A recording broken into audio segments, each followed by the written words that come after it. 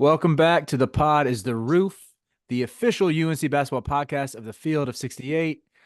I'm your host, Riley Davis, joined as always by my co-host, Jacob Karabatsos, aka JK, and we are talking about UNC laying a bit of an egg, to put it nicely, losing to Clemson at home, 80-76. Pretty disheartening. We'll start there, but JK, is there anything you want to get off your chest in regards to this game? Um, a lot, man. We talked about this from the very first episode of this podcast on the season preview, is that I will take no issue with the loss in which a team is either hitting absurd shots, circus shots, in which a team is just running their offense to perfection and just absolutely annihilating your defense, and you're trying and you just can't figure it out. If you lose a game like that, that's just basketball. But what happened to UNC last night was not just basketball. They got out toughed, they got out battled, they got out physicaled in every sense of the word. I mean, you can look at the stat sheet and yeah, oh, Joe Girard had 21 and shot 50% from three on 10 attempts. Yeah, he hit big shots, but that's not the ultimate reason UNC lost. They lost because PJ Hall and Ian Shefflin walked into their building and abused them in every way, shape, and form. On the glass, on the defensive glass, on the offensive glass, getting to loose balls. It was an embarrassment, man. And I understand like a little Duke hangover, but you cannot come out and let a team set the tone and get up 17-4. I mean, it's Yeah. really that simple. And as soon as it got to 17-4, like they chipped away, they finally got it square at like 70 apiece or something like that. And as soon as it got to 70 apiece, all the things I just talked about happened. Offensive rebounds, putbacks, second chance points, getting to loose balls, force and turn, like all those things happened down the stretch of the game. It just, it was an embarrassing loss, and it wasn't embarrassing necessarily because Clemson's like an awful team. They're not. I mean, they kept harping on this on the broadcast that Clemson's last, I want to say, six losses are by combined extremely low score. I don't remember the exact score, but It they was their keep last losing. three. Their last three losses have been by a combined 5 points. They lost That's by what it one to is. Virginia, lost by one to Duke, and I guess lost by three to Georgia Tech. So just, this team's tough. They're scrappy, but like that's kind of been UNC's MO this year, man. Tough, scrappy, physical defense, out rebound you, don't give up second chance points, just like we saw against Duke on Saturday. And they came out and they just simply were not ready in this game. And it was embarrassing, man. Yeah, it's weird. I like to some degree maybe you attribute the turnover or excuse me, the hangover to the slow start, but at the same time, I don't think it was necessarily bad effort. It was just bad execution. Like PJ Hall's second three of the game was off a little pick and pop. And seemed like a breakdown of the ball screen defense. And I think it was Cadeau and Ingram on the play. Ingram was a little bit late on the closeout. Hall saw his second three go through, and it was sort of he was on one for the rest of the night with Girard. I mean, he got the better of Cadeau on a couple of possessions. I think it was the first three he made. He sort of faked like he was going left, caught Cadeau on skates, was able to like Cadeau did a decent enough job to recover and try to contest it, but Girard swished it, and that set the tone for him for the rest of the game. And I think you're spot on with the offensive rebounds where Carolina would play good defense for 20, 25 seconds, maybe even the full extent of the shot clock. But Clemson miss a shot and get an offensive rebound, and it felt like every offensive rebound they got resulted in second chance points. And that's why when you look at like the stat sheet, Clemson shot below 40% from the game, but it didn't really matter. They still averaged over a point per possession. I think they were at 1.1. Carolina was either right at 1 point per possession a game or under that. And yeah, it's in the grand scheme of things, it's not. I wouldn't say it's a huge concern. I still think this Carolina team is really good. It's just frustrating to feel like I mean they have the potential. We have seen it on display to be in that UConn tier, to be in that Purdue tier of national title favorites. I mean, they're ranked third in the country for a reason, but you're not. I mean, we saw like UConn didn't lose at home to Butler last night, and I think Clemson's probably better than Butler, but that's like those teams aren't losing to bubble teams at home in their own conference. On the road is one thing, but to drop that game at home from a fan's perspective was just so frustrating. And it just felt like something that a Carolina team of the past 2 or 3 years would have done, and not this unit that has largely been consistent, that's largely been businesslike in its approach. Even when Harrison Ingram hit the three to tie it at 70, my thought was like, UNC is going to win this because that's what we've seen them do this whole season. They hit big shots in timely moments. They get stops when they need to. But throughout the second half, up until that that tying three, they'd cut the lead to anywhere from 2 or 3 points. Clemson would come down the other end, maybe miss their first shot, but they'd score on an offensive rebound. Or maybe we play pretty good defense for most of the shot clock, then they get a late shot clock bucket that resulted in an and one or a foul call. Like they just made back-breaking plays every time UNC cut it close. And for that to happen in your home building, that is the most frustrating part. Like Y- if UNC like UNC wants to get a 1 seed. Fans want to see us get a 1 seed. They were projected as a 1 seed for really the past couple of weeks until today. And if you want a 1 seed, you got a low margin for error in the ACC. Like blame it on the narrative, blame it on the metrics, blame it on freaking Jeff Capel and Kevin Keats and Kenny Payne and who else am I forgetting? Probably some other mid coaches who still have jobs. Like, but you can't blow games like this. Yeah, that's what makes it so frustrating. First off, you do have to give credit to Clemson because yeah, there was issues with being out physicaled and out toughed. Like, but Clemson responded to every single run that Carolina had. I mean, every time Carolina got close, Clemson made a big play. The ones that stand out. PJ Hall's offensive rebound bucket that I think put them back up five. And then Mhm. once we got it to three again, Joe Girard hit like a 30 footer. And that's just, that's what happens when you kind of mess around the whole game. And then people that, either didn't watch the whole game or don't understand, look at it and say, well, they hit some BS shots down the stretch. But no, like BS shots happen. That's basketball. It's tough shot making. What happens is you play that bad for that long, allow a team to stay in it, and then those BS shots pile on. And it is upsetting because the win on Saturday basically put them in a control your own destiny situation. You're up 2 games in the ACC. You are in the driver's seat. You are in the driver's seat for a 1 seed. Now you've put yourself in a situation where you're still in the driver's seat, but your margin for error is cut in half. And that just sucks, man, because now you're looking at it like they've got 8 games left. They still have to go to Miami on Saturday. Yes, Miami's been bad. Yes, they just scored 38 points against Virginia, but you're still going on the road and you're playing against guards who have proven they can score. Then you go to Syracuse. Playing at Syracuse has never been an easy task.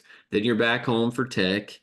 And then you get the absolute nightmare game that Riley and I have been talking about all year, which is at Virginia, a place that UNC has struggled to win. So now, if you do want a 1 seed, at worst, they need to finish 6-2, basically.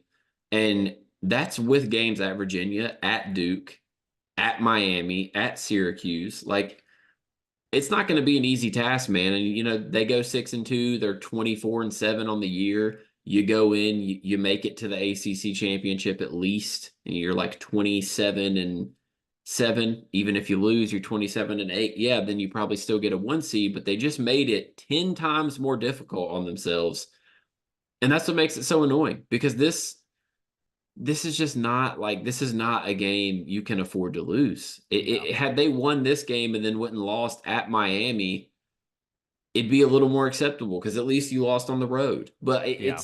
it's just bad to let Clemson come in to the Dean Dome and do what they did last night. It's just a really, really bad look, man. And this is where the PTSD starts to kick in, and you're like, please, please do not let this become like how it has in the past with the snowball effect. Because I Yeah. think the Duke win is masking the fact that like that is losing 2 out of their last 3. So I mean, it's starting to get a little worrisome, man. Yeah. I wouldn't say I'm like that. I still want to say I'm necessarily panicked. I think the fan in me, and like you said, the PTSD, there is some fear of the implosion. Yes. Like, but again, I think that's sort of how your mind works when you're a fan of a team. Like, unless you were a Brady era Patriots fan, which I know you were, JK, like you sort of expect that with most teams, even That's teams that are good. counterbalanced by being a Like, fan of this team right here because they implode in the playoffs every single year. right. Like that's what we do as fans is we worry about that. Now, from a more objective analysis perspective, I wouldn't say there's a ton to worry about with this UNC team other than, the Seth Trimble injury, the uncertainty around that. It sort of exposed how shallow UNC gets when you take away its sixth Yeah. man. I think some of the rotation, some of the lineups we saw yesterday would be cool to never see them again. Like I think the Cadeau, Wojcik, Ingram, Withers, Washington lineup. Like at this point in the season, I don't think UNC should play lineups without one of Armando or RJ. You just got to I will find ways give to stagger their Wojcik, he minutes. played Oh, decent. He had a for decent sure. game. For sure. But I think, yeah, Wojcik played great in his role. Made a three, got some big rebounds, didn't get exposed on defense. Yeah, played about as well as you could expect from in his 22 minutes. But I just think if you're going to run out of a lineup of with no RJ and no Cormac next to Cadeau, you at least want to have that stabilizing force of Armando down low, especially defensively. Like UNC yesterday, its defense fell off a cliff without Armando, and I know Armando was probably late on a couple of those closeouts on PJ Hall on some of those pick and pops that he hit, but it's because he's trying to clean up mistakes. If the guard got into the paint off of ball screens, like he's trying to do a lot. More often than not, UNC has been able to succeed with the way they defend ball screens in conference play. Like they won 10 games for a reason. They held teams to under 30% from three during that stretch for a reason, and I don't think that was all luck.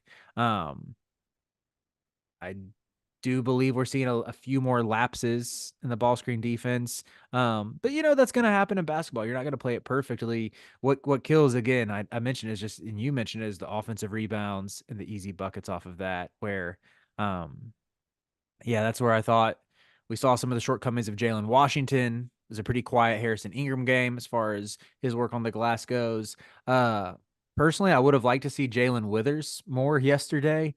I think he matches up with Ian Shefflin better than Jalen Washington, maybe even Zayden High. I thought Zayden High was fine in the minutes he got as well. Um, I just don't know. Like, it's so weird with Washington because there are times where he looks stronger and more physical around the basket. He's had some really nice blocks. He's shown the ability to get a rebound in traffic. Um, but yesterday, I mean, we saw it in the final 4 minutes. Carolina ties the game at 70. And, well, first off, down the floor, RJ Davis makes a bad pass to Armando. That it was like if he had passed the ball a little bit higher, Armando probably hits the bucket, maybe gets an and one, at the very least, probably gets fouled. Carolina has a chance to take the lead. Next possession down, you had I want to say Clemson was up 72-70. Armando has a perfect pass out of a double team to RJ for a step in three that he's hit what feels like 95% of the time this year, rims out. And that was sort of the game. Turnovers, and then Jalen Washington, where he sort of got exposed defensively, giving up a couple and ones to Shefflin, and maybe one was to Hall. I can't exactly remember. But that's where I would have liked to see, throw throw some, throw another forward out there. Put Ingram against Shefflin and put either Cormac or Wojcik or Cadeau, any number of those in the game. Try a different lineup because the Washington Baycott minutes just weren't working. Yeah, that's the positive, I guess, of this game is Mondo continued his momentum from the Duke game, and that's going to be key. And like, yeah, when I say I'm worried, like I don't want fans to misconstrue that as oh, the Mm-hmm. sky is falling. We're going to Right. finish 3-5. It's really just I want a one seed. And I think we all do. Like you want to host a tournament site. You want to be able to control that. And that's where the worry comes in. They're 100% going to be a top 3 seed regardless. I trust this team to win, like 4 out of the next 5 or 4 in a row, whatever it's going to be. I think they're going to get going. I think this is going to be a wake-up call, especially with some of the post-game comments, which we will get into. You could tell Mondo and them did not take it lightly. But yeah, I mean, I guess that'd be a positive. RJ did not have a good shooting night. He did from three, but I mean, to go 2 of 10 on 2 point field goals is not ideal. And that floater that has been cash for him all year long simply was not falling. Mm-hmm. It to put this into NBA terms, it felt like watching one of those Trae Young games where he kind of just can't hit a shot. The floater's not going. He hits a couple big threes, but that was tough. I mean, we do have to talk about this though, man. And I want to preface this by saying I'm not hating. He's one of our own. I want to see him succeed.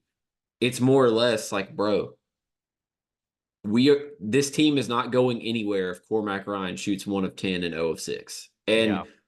And I don't expect Cormac to be perfect every game, but I'm just looking at it and I'm like, man, look, you have probably the easiest role in this offense. The focal points are Armando and RJ and Elliott getting downhill and even Ingram. You're probably the fifth focal point of the defense when you're out there with the starters. You're getting open looks most of the time. He does have to take some tough looks late in the shot clock and stuff, but you're getting open looks most of the time. I just need you to go 2 of 6. Like, Right. Shoot that's your 33%. role. It's not like we're putting pressure on you to score 15. It's not like you need to go crazy. But I mean, at some point, the open shots have to start going in, and they will. Against Miami, he'll be great. Because, like I said, that's the Jekyll and Hyde, the ebb and flow of Cormac Ryan, is that when he plays really bad, he follows it up with a decent performance. But we need solidarity, man. Like, that's what we need. And Cormac does great things on the defensive end. He tries his ass off. Like, he always gives maximum hustle, maximum Mm-hmm. effort. He's a veteran leader. He's my age. I mean, he's got the experience. He's a veteran leader. The shots got to start falling though, man, and that's the tough part of it. He is in no way, shape, or form the reason that UNC lost this game. But if he does hit some of those open looks early, it softens the blow a Mm-hmm. lot. And you're looking at a completely different game down the stretch. For So sure. man, I want to see Cormac do good things, man. As you guys know by now, we've partnered with BetMGM this season. We'll be using BetMGM lines to make all of our picks, and we'll have special offers for the listeners and the viewers of the Field of 68 each and every week of the college basketball season. We have a special offer that will be available starting on Tuesday, January 9th, and running through Monday, February 12th, the morning after Super Bowl 58. If you haven't signed up for BetMGM yet, in honor of the big game, you can use the bonus code FIELD158 and you'll get $158 in free bets on your first wager with BetMGM, regardless of whether or not you win that first bet. Here's how you make it work. Download the BetMGM app. Sign up using the bonus code FIELD158. Deposit at least $5 and place your first wager on any game. You'll receive $158 in bonus bets, regardless of the outcome of your bet. Just make sure that you use that bonus code FIELD158 when you sign up. And remember, BetMGM is now available under one wallet in select states. As a New Jersey resident, this is super convenient when I have to go cover games in New York or Philly, which happens quite a bit. When you cross state borders, you just log into your existing account and fire away. You don't have to create separate accounts in each state. It's easy, it's simple, it's clean. And most importantly, we have some fun stuff coming up for the heart of the college basketball season. Bet insurance tokens, college hoops odd boosts, and my favorite, a nice juicy parlay boost. So download the BetMGM app and sign up today. Field 158. Yeah, I'm with you. And I don't think a loss like that you pin on one player. Like I mentioned, Jalen Washington had some rough minutes. Cadeau struggled some on defense. RJ missed his floaters. Really, the only one I'm like, Mondo played darn near close to perfect. Mondo was great. Yeah, Mondo was great. Ingram, I would have liked to see. I mean, part of it's probably on Ingram, part of it's probably on the staff to get him some more looks. But at a game like that, especially coming off that Duke game, you want to see more than 7 shots. And I know he had the cramps and everything, but I mean, he shot 3 of 5 from three, had the UNC's first bucket of the game down low. And I just thought, I mean, you could have found some ways to get him on mismatches with Shefflin if Shefflin was guarding him. But anyway, with Cormac, I think that might be like my biggest concern. As I said, I'm not super worried about this team in general, aside from the fan worry of an implosion.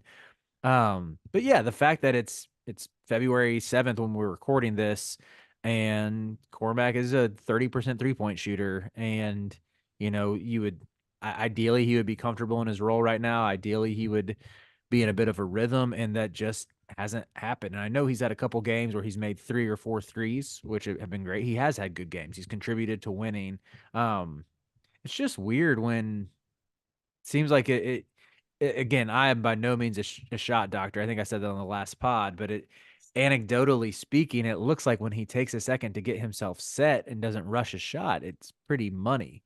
But so often, whether it's a catch and shoot three, where he's spotting up, or one where he's getting that little elevator screen and shooting on the move, it seems like it's so quick and so rushed, and it just rims out a lot.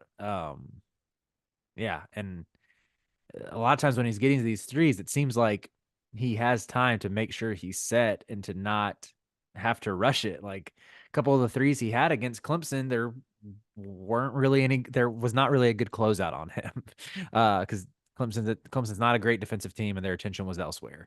And yeah, I mean, again, you look at a 2 for 6 night as opposed to an 0 for 6 night, and maybe, you never know what sort of sliding door effects that's going to happen. Maybe we're here saying like, dang, Clemson gave us their all, but they Clemson down the stretch and blew a lead, and Carolina, Carolina got it done.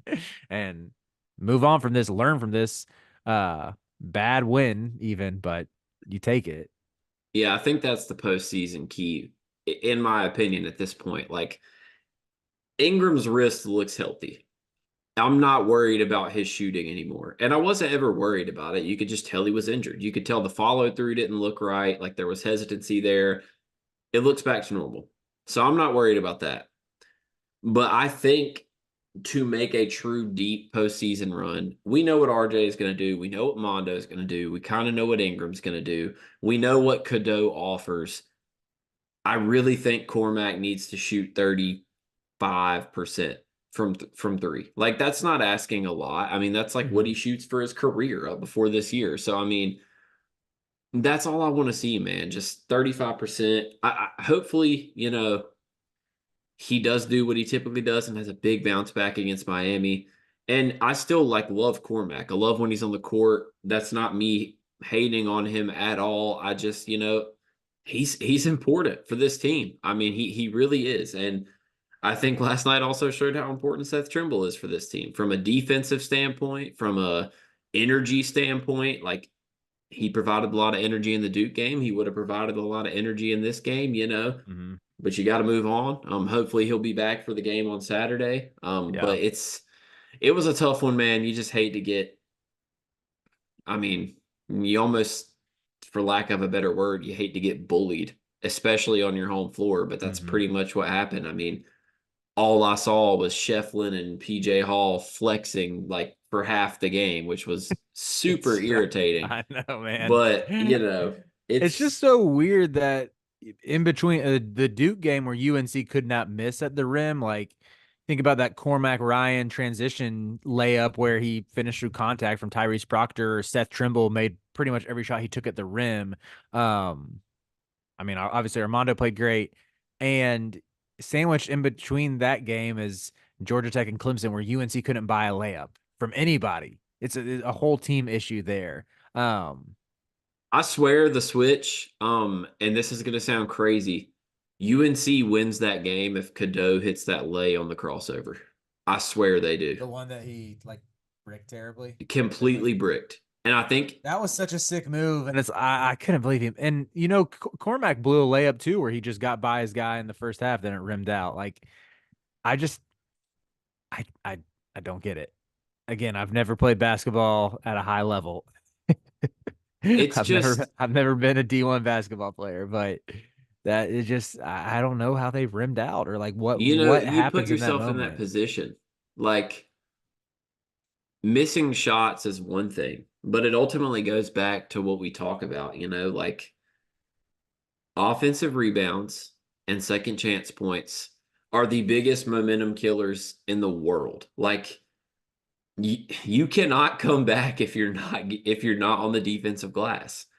And man, there were just so many times that there were some inexcusable ones too. Like the one where, as good as Armando played, what keeps me from saying he played a perfect game was the one where they showed the replay. He literally did not even remotely box out. And then Yeah, that was there tough. was just confusion, man. Like one of the Shefflin and ones, Ingram was completely turned around, didn't know where the Yeah, that ball was tough was. It, too. it was weird. They just looked out of it.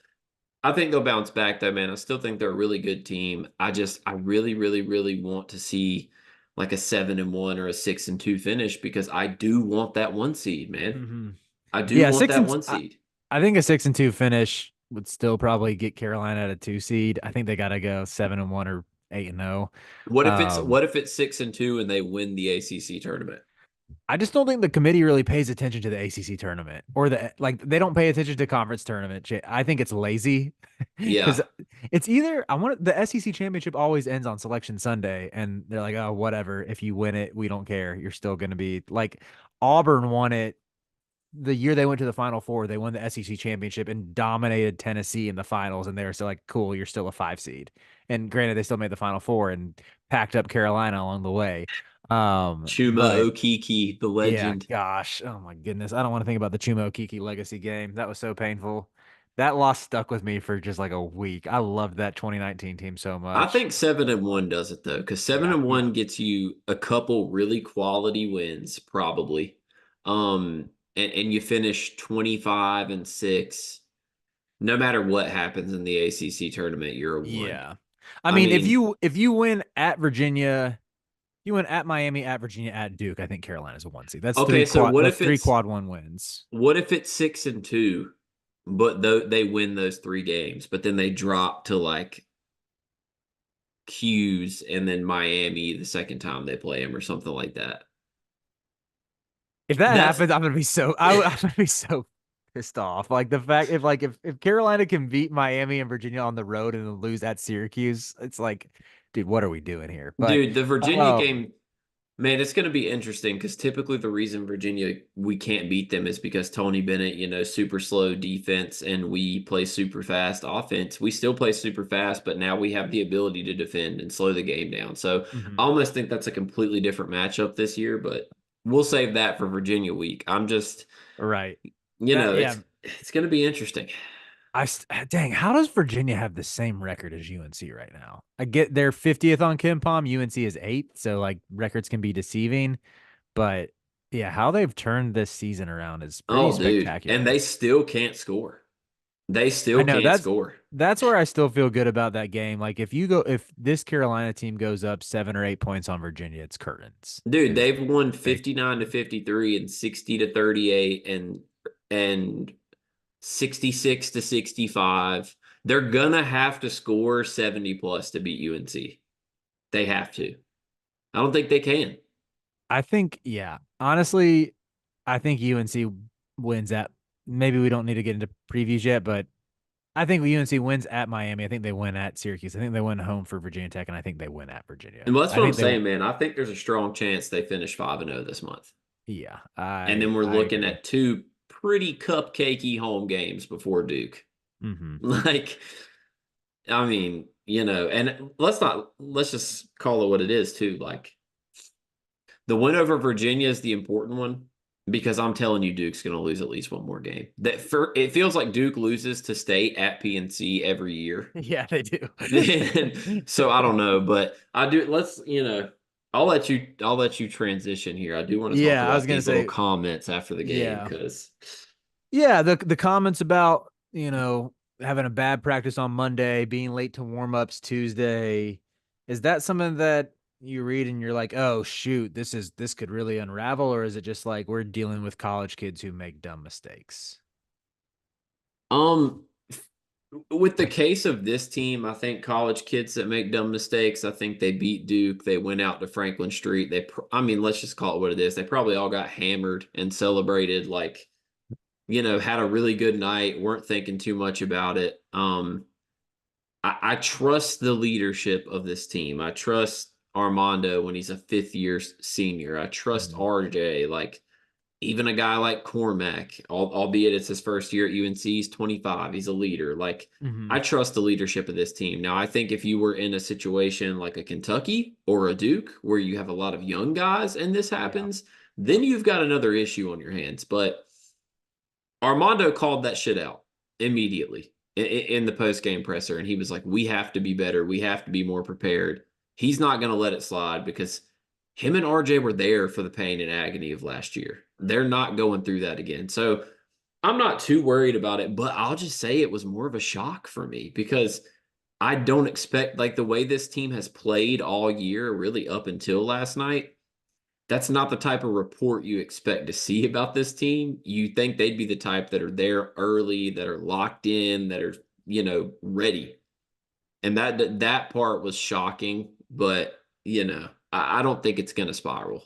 Yeah, I agree with you on that. And I don't think this is us just being sunshine pumpers. I'm gonna get ahead of any allegations like that. I think we'll be pretty honest here. But I don't know. It's just tough to overlook what they did in the month of like from mid-December to the end of January of winning 10 games in a row and a lot of those coming on the road. And you can poke holes in some of the competition, but yeah, I kept coming back to that word business like, and that's what my heat check cohort Brian Ralph, who yeah, writer and podcaster for Heat Check.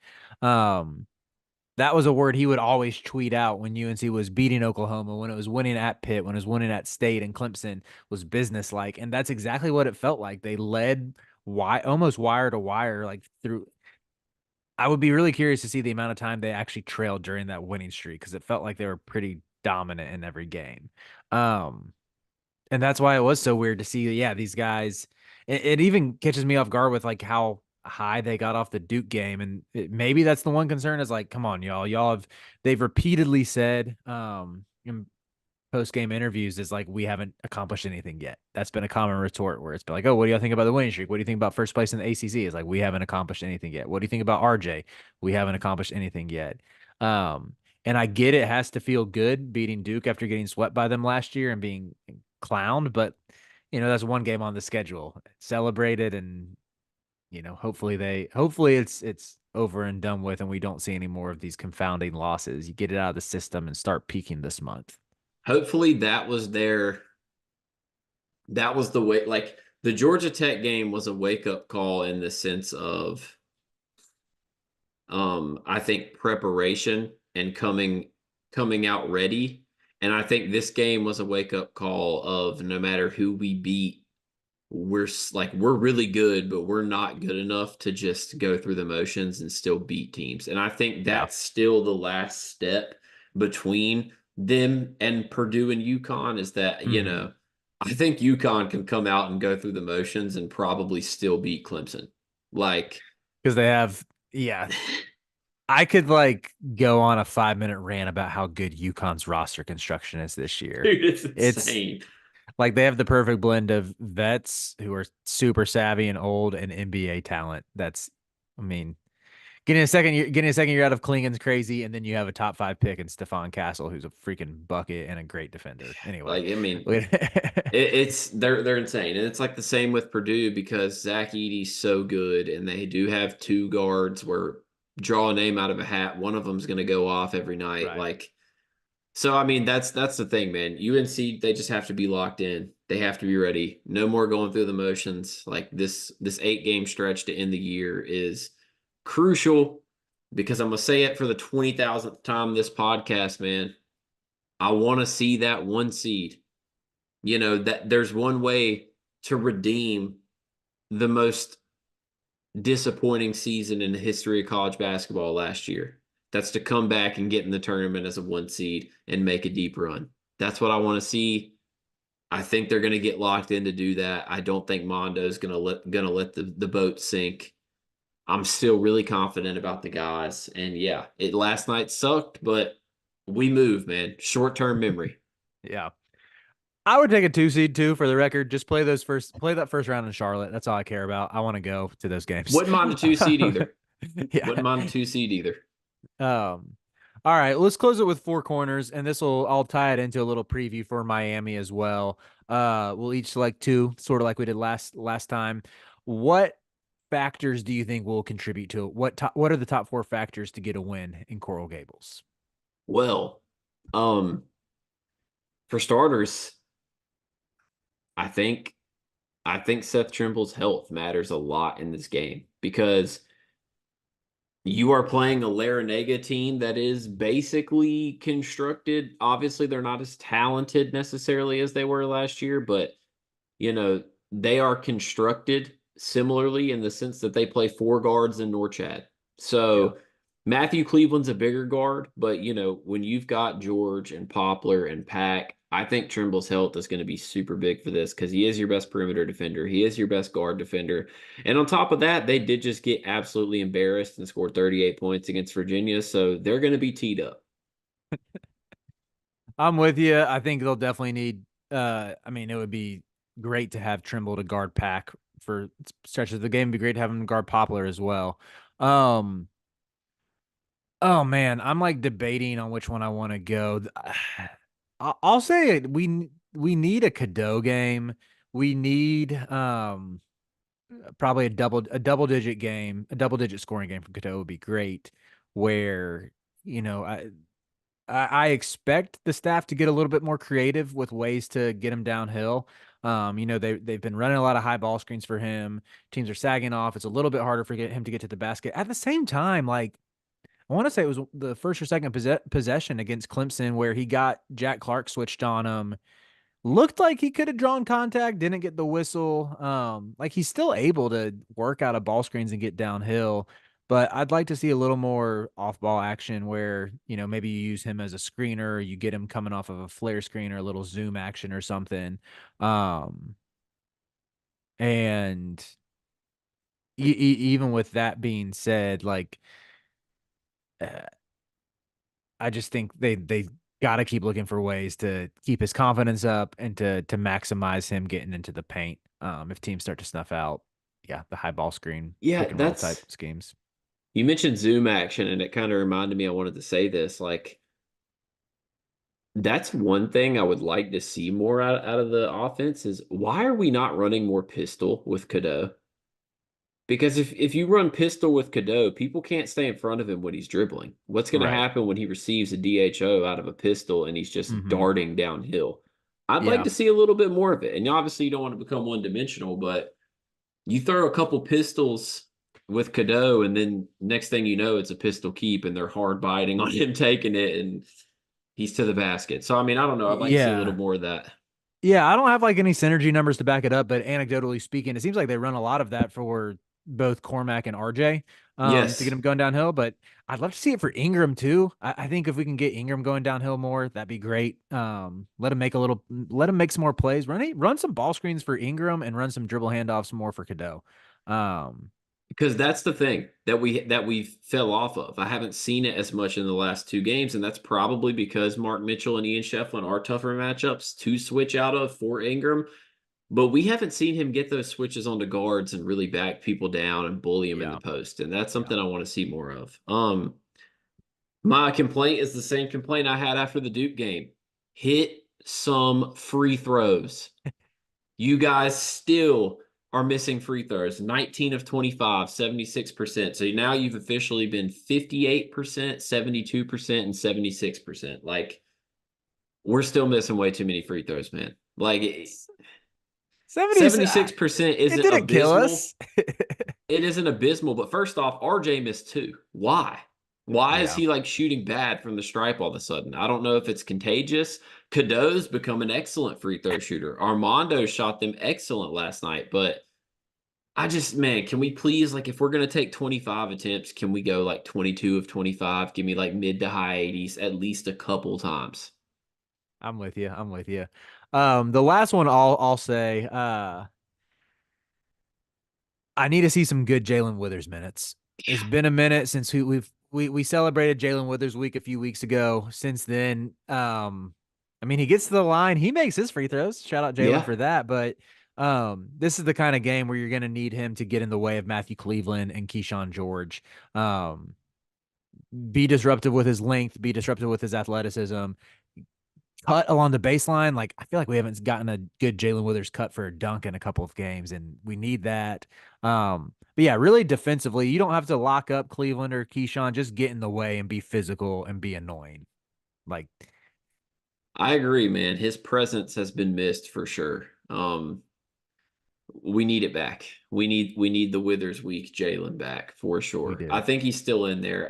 There was also some speculation that maybe he had kind of gotten in trouble because of the practice stuff because he only played 5 minutes, but I don't Mhm. think it has anything to do with that. I think, you know, Hubert was just trying some different stuff out, and Withers hasn't been great in the last couple games. So we're rooting Yeah, for you, man. We want another Withers week.